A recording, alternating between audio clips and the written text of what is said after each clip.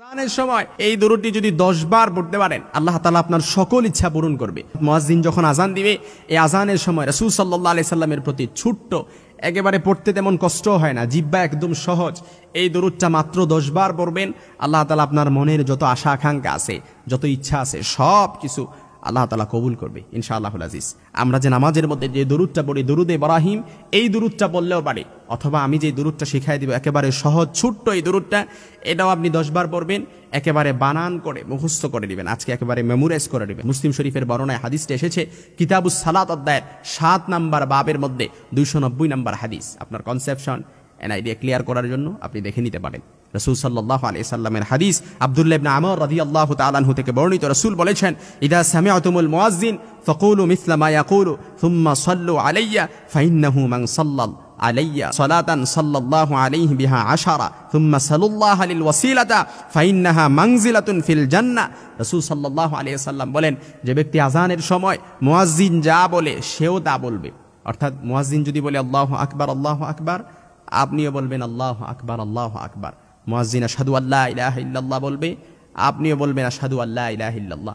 মুয়াজ্জিন আশহাদু আন্না মুহাম্মাদার রাসূলুল্লাহ বলবে, আপনি আশহাদু আন্না মুহাম্মাদার রাসূলুল্লাহ। শুধুমাত্র হাইয়া আলা সালাহ আর হাইয়া আলাল ফালাহ এই দুই জায়গায় আপনি বলবেন লা হাওলা ওয়ালা কুওয়াতা ইল্লা বিল্লাহ, এছাড়া আর কোনো ব্যতিক্রম হবে না। তারপর যদি আপনি সুম্মা সাল্লা আলাইয়া সালাতান 10 বিহামসা, মুয়াজ্জিন বলবে এই শব্দগুলো আপনি বললেন, বলার পরে আপনি রাসূল সাল্লাল্লাহু আলাইহি সাল্লামের প্রতি যদি দরুদ পড়েন, সাল্লা সুম্মা সাল্লু আলাইয়া ফাইন্নাহা সাল্লা আলাইয়া সালাতান সাল্লাল্লাহু আলাইহি বিহা 10, অর্থাৎ রাসূল সাল্লাল্লাহু আলাইহি সাল্লামের প্রতি তারপর যদি একবার দরুদ পড়েন আপনার প্রতি 10টি রহমত বর্ষণ করা হবে, আর যদি 10 বার দরুদ পড়েন আপনার প্রতি 100টি রহমত আল্লাহ তাআলা বর্ষণ করবে। এই 100টি রহমত বর্ষণ করবে আপনার উপর। তারপরে আপনি রাসূল সাল্লাল্লাহু আলাইহি সাল্লামের ওসিলা দিয়ে আল্লাহ তাআলার কাছে দোয়া করবেন, আল্লাহ আপনি রাসূল সাল্লাল্লাহু আলাইহি সাল্লামের ওসিলায় আপনি আমার এই দোয়াটা কবুল করে নেন। হাদিসের মধ্যে স্পষ্ট হাদিসের নারেশন হচ্ছে, অর্থাৎ যে ব্যক্তি রাসূলের প্রতি দরুদ পড়ে, কোনো দোয়া করে, এই দোয়াটা ডাইরেক্ট আরশে আজিমে যে নক করে।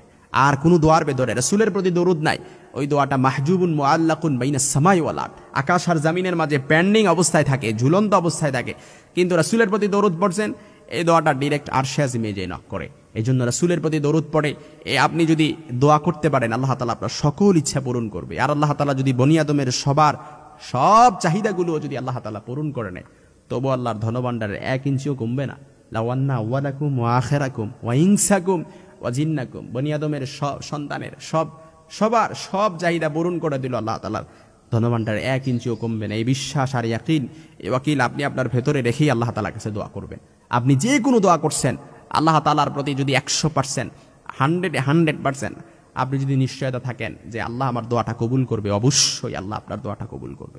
আর আপনি দোয়া করার সময় হয়তো আপনি মনে করতেছেন আমি চাইতেছি আল্লাহকে আমার দোয়াটা কবুল করবে নাকি, এরকম যদি মনে করেন তাহলে অবশ্যই আল্লাহ তাআলা আপনার দোয়াটা কবুল করবে না। এজন্য সব সময় যখনই মুয়াজ্জিন আযান দিবেন, আযানের সময় কৌলু মিসলা মা ইয়াকুলুল মুয়াজ্জিন, মুয়াজ্জিন যখন যা বলবে আপনিও তাই বলবেন। তারপর সুম্মা সাল্লু আলাইয়া, রাসূলের প্রতি একবার দরুদ পড়বেন, আপনার প্রতি 10টি রহমত বর্ষণ করা হবে। ওই যে ছোট্ট দরুদটা আমি একেবারে শিখাইয়া দিচ্ছি, একেবারে আজকে মুখস্থ করে নেন, একেবারে সুন্দর করে।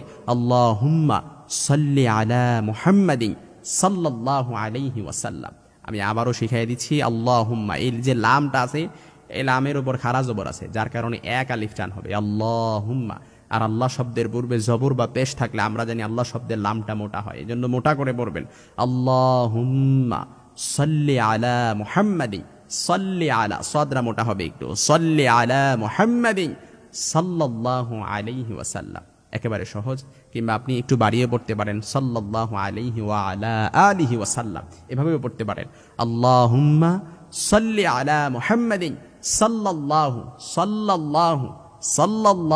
আলাইহি ওয়া আলা আলিহি ওয়াসাল্লাম, এভাবে পড়তে পারেন।